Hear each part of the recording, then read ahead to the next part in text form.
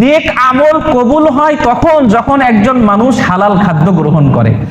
যদি কোনো ব্যক্তি অনেক ইবাদত করে, তাহাজ্জুদের নামাজ আদায় করে, পাঁচ ওয়াক্ত নামাজ আদায় করে, তাসবিহ তাহলিল জিকির আজকার করে, কোরআন তেলাওয়াত করে, সবই ঠিক আছে, কিন্তু তার খাদ্য হালাল না, খাদ্য খায় হারাম, তাহলে তার ওই ইবাদত বন্দেগী, তাসবিহ তাহলিল জিকির আজকার, কোরআন তেলাওয়াত কোনোটাই আল্লাহ পাক রব্বুল আলামিন কবুল করবেন না।